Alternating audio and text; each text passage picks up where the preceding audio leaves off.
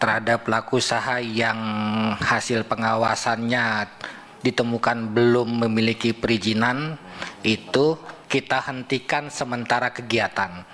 Selanjutnya pihak pelaku sudah kami arahkan untuk mengurus perizinan dasar, itu ke Direktorat Jenderal Teknis PKKPR-nya, persetujuan kesesuaian kegiatan pemanfaatan ruang lautnya, rekomendasi pulau-pulau kecil, dan tentunya objek sesuai kegiatan di wisata yang tersebut.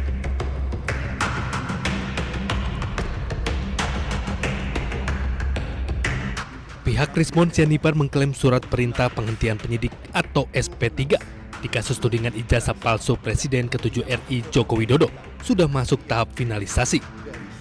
Hal ini disampaikan kuasa hukum Rismon Jahmada Girsang di Polda Metro Jaya. Namun dia tidak memberikan keterangan lengkap karena akan disampaikan oleh pihak kepolisian esok hari. Hari ini adalah finalisasi SP3. Sekali lagi saya katakan finalisasi SP3. Artinya sudah final. Berhubung karena DIR lagi keluar, kami minta DIR dulu yang harus kompes atau memberitakan kepada media lah.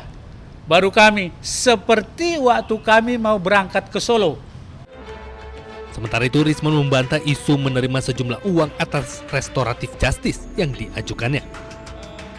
Pertama saya ingin mengklarifikasi banyak isu di luar sana bahwa saya menerima miliaran, puluhan miliar, bahkan ada yang mengatakan 50 miliar ya. Saya tepis itu karena semua RJ ini itu berawal dari inisiatif saya, riset saya yang melibatkan 3-4 variabel yang merupakan research ongoing. Jadi ini adalah inisiatif saya. Coba bayangkan, saya meminta maaf, terus saya dikasih maaf, malah saya mau dikasih duit. Itu logikanya di mana? Justru saya yang seharusnya memberikan ganti rugi kepada Pak Jokowi. Tetapi Pak Jokowi ternyata dengan Mas Wapres tidak mau menuntut saya dengan materi tersebut. Itu ya yang perlu saya luruskan.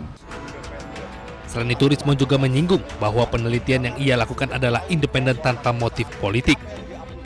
Sehingga jika ditemukan kesalahan dalam penelitiannya, ia pun siap mengaku salah. Dari Jakarta, Kevin Pakan, Dimas Winardi, iNews melaporkan.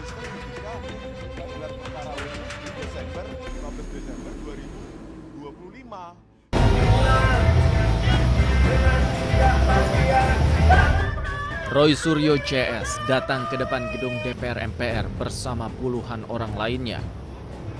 Sambil membentangkan spanduk dan poster, mereka menuntut agar Joko Widodo ditangkap dan diadili. Rombongan Roy CS datang dengan berjalan kaki dari arah flyover Gerbang Pemuda. Dari atas mobil komando, Roy menyampaikan orasinya tentang ijazah Jokowi. Menjadi gubernur, kemudian menjadi presiden 2 kali, ternyata ijazahnya palsu. Roy Suryo didampingi oleh para pengacaranya yang secara bergantian menyampaikan orasinya.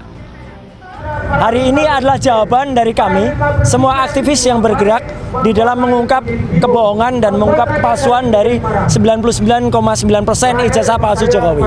Ya, banyak komentar sebelumnya. Itu mereka Roy CS itu atau Roy, Tifa, Kurnia, kemudian Rustam dan kemudian Rizal Fadila itu beraninya ada di sosmed. Tidak. Hari ini kita buktikan. Kita ada di lapangan. Kita ada di depan gedung Dewan.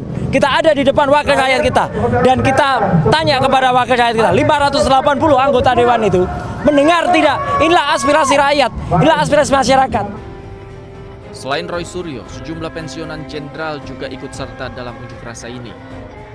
Salah satunya adalah Maijen Purnawirawan Sunarko. Di Jakarta, tim liputan iNews melaporkan.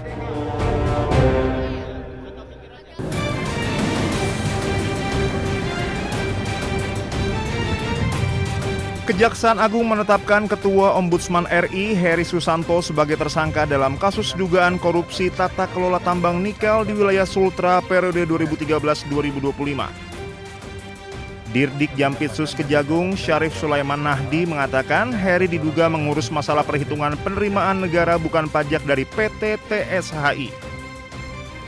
Heri menerima suap 1,5 miliar rupiah dari Direktur PT TSHI untuk mengatur agar Ombudsman mengoreksi perhitungan PNBP. LKM yang merupakan Direktur PT TSHI kurang lebih yang sudah diserahkan dari satu orang ini adalah kurang lebih sejumlah 1,5 miliar rupiah atau 1,5 miliar rupiah.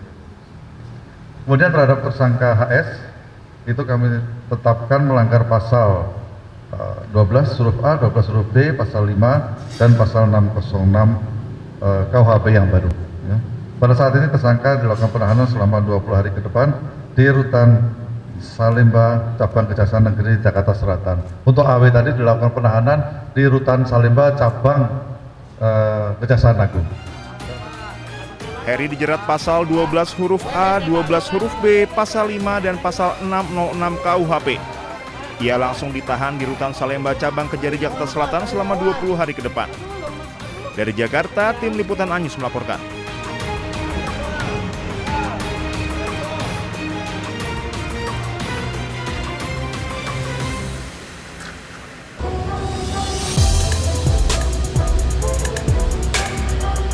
Viral video penarikan retribusi parkir di Jalan Sunan Muria Kudus karena tarif parkir Rp5.000 hingga Rp15.000 untuk para pedagang kaki lima tanpa disertai karcis resmi. Diduga pungutan liar ini melibatkan oknum ormas di Kudus sehingga menjadi perhatian masyarakat. Tidak terima aksinya direkam dan disebarluaskan oleh rekan korban. Oknum ormas tersebut mendatangi rumah korban Anang Adianto. Korban diperas Rp30 juta untuk mencabut laporan ke polisi karena pencemaran nama baik dan Undang-Undang ITE. Pelaku mengancam korban akan dipenjara atau tinggal nama jika tidak memenuhi permintaan tersebut. Polisi dari jajaran Polsek Kudus Kota merespon kasus ini dengan memeriksa 5 orang saksi, terdiri dari korban, rekan korban, serta pihak yang berada di lokasi kejadian. Kami sudah memeriksa 5 orang dan akan terus bertambah karena kami melihat hasil pemeriksaan ada beberapa orang yang harus kita mintai keterangan. Terduga pelaku berapa orang, Pak? Sementara ini masih 1 sementara, namun statusnya masih. Polisi menegaskan tidak ada ruang bagi praktik premanisme di Kabupaten Kudus dan akan menuntaskan kasus ini. Dari Kudus, Jawa Tengah, Nur Khairuddin, iNews melaporkan.